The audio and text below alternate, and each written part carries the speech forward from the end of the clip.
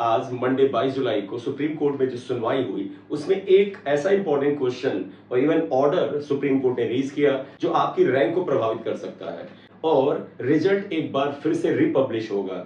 आपको ध्यान होगा कि फिजिक्स का एक क्वेश्चन जो था एटम से रिलेटेड क्वेश्चन, इस एटम वाले क्वेश्चन में ओल्ड एनसीईआरटी के अकॉर्डिंग अलग आंसर था और न्यू एनसीईआरटी के अकॉर्डिंग अलग आंसर था। इसलिए फाइनली जो एनटीए है उन्होंने ये स्वीकार किया कि दोनों आंसर को सही मान लेते हैं। तो फिर आप में से बहुत से बच्चों के 5 मार्क्स बढ़ गए थे। अब सुप्रीम कोर्ट में सुनवाई के दौरान मुद्दा ये था कि नीट में जो टॉपर्स हैं वो इनिशियली 67 थे। आपको ध्यान होगा जब ग्रेस मार्क्स वाले स्टूडेंट्स का री एग्जाम हुआ तो 6 जो टॉपर थे जिन्होंने 720 मार्क्स पाए थे वो हटा दिए गए। तो ये बेटा 67 में से -6 करें तो आज की डेट में 61 टॉपर्स जो हैं 720 मार्क्स लेकर के बैठे हुए हैं। इसी की सुनवाई करते हुए सुप्रीम कोर्ट के जो सीजीआई हैं उन्होंने कहा ये कैसे हो सकता है कि इतने टॉपर्स हो सकते हैं। तो फिर एनटीए ने अपना पक्ष रखते हुए कहा कि फिजिक्स का एक क्वेश्चन नंबर जो 19 था उस क्वेश्चन के जब 2 आंसर को करेक्ट मान लिया गया तो 44 जो स्टूडेंट्स हैं जिनके 715 मार्क्स थे उससे 5 मार्क्स जुड़ गए और इन सभी के 720 मार्क्स हो गए। इसलिए 44 ये नए स्टूडेंट्स टॉपर में ऐड हो गए। दैट इज व्हाई आज की डेट में 61 टॉपर्स हैं। इस मुद्दे को एक और याचिकाकर्ता ने उठाया था। उस याचिकाकर्ता स्टूडेंट्स का ये कहना था क्योंकि इस क्वेश्चन के 2 आंसर सही दिख रहे थे तो इसलिए नेगेटिव मार्किंग से बचने के लिए आंसर पता होते हुए भी उसने कोई भी आंसर टिक नहीं किया। आपको ये पता है कि अगर इस क्वेश्चन में मान लें आंसर नंबर 3 और 4 सही है तो जो बच्चे इसको टिक करेंगे उन्हीं को मार्क्स अलॉट होगा अगर इन दोनों आंसर को सही माना गया है। तो उस बच्चे ने क्या किया, उसने उस क्वेश्चन को ड्रॉप कर दिया था क्योंकि उसको लगता था कि भाई इसके 2 आंसर सही लग रहे हैं, अगर मैंने किसी एक को टिक किया तो मेरे -1 में मार्क्स चले जाएंगे और उस स्टूडेंट के 711 नंबर आए हैं। तो उनके वकील ने कहा इस तरह 2 करेक्ट आंसर वाला प्रॉब्लम ना होता तो वो स्टूडेंट सही आंसर को मार्क करता और उसको +4 मार्क्स यानी 715 मार्क्स मिलते और जिससे कि उसकी रैंक बहुत एनहेंस होती।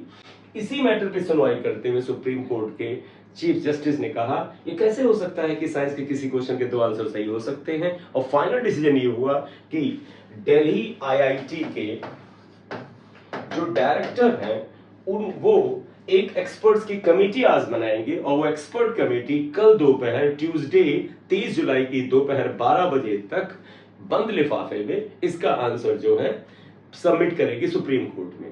तो इसलिए बच्चों अब इस क्वेश्चन में अब एक ही आंसर सही आएगा तो आप में से 3 स्टूडेंट्स का आंसर गलत माना जाएगा, उनके 5 मार्क्स कम होंगे और ये 5 मार्क्स जब कम होंगे तो रैंक में काफी ज्यादा उतार चढ़ाव आएगा।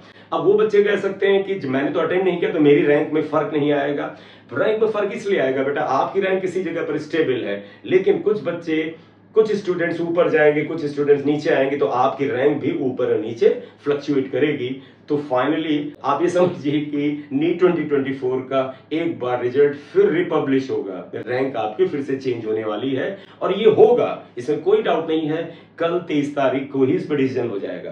क्वेश्चन आपके सामने एक बार पढ़ देते हैं। क्वेश्चन नंबर 19 है given below 2 statements, statement 1 atoms are electrically neutral as they contain equal number of positive and negative charges। ये स्टेटमेंट क्या कह रहा है, any atom is a neutral because it has equal number of positive and negative charge। तो एक atom में जितने positive charge यानी पॉजिटिव प्रोटॉन्स हैं उतने ही नेगेटिव इलेक्ट्रॉन्स हैं इसलिए वो न्यूट्रल है। therefore statement 1 is correct। अब जरा स्टेटमेंट 2 देखते हैं क्या कहता है। atoms of each element are stable and emit their characteristic spectrum। अब इसका ये इतना पार्ट सही है क्योंकि एटम्स जो हैं वो अपने से लाइन स्पेक्ट्रम एमिट करते हैं जो कि उसकी कैरेक्टरिस्टिक स्पेक्ट्रम कहलाता है। लेकिन ये स्टेटमेंट का ये हिस्सा अगर देखिए आप सभी स्टूडेंट्स ने ध्यान से पढ़ा हो तो रेडियो एक्टिविटी में आपने पढ़ा हुआ है कि जो सब्सटेंस जो एलिमेंट्स रेडियोएक्टिव होते हैं उनके एटम अनस्टेबल होते हैं, वो लगातार अपने न्यूक्लियस से alpha beta particles and gamma radiations का एमिशन करते रहते हैं। तो ये स्टेटमेंट अगर आप देखो तो यहां पर गलत हो जाता है। Atoms of each elements are stable, no, atoms of some elements few elements are stable. तो यहां पर अगर ईच एलिमेंट की बजाय अगर ये फ्यू एलिमेंट्स कर देते तब ये सही होता। तो ओवरऑल ये स्टेटमेंट वास्तव में गलत है।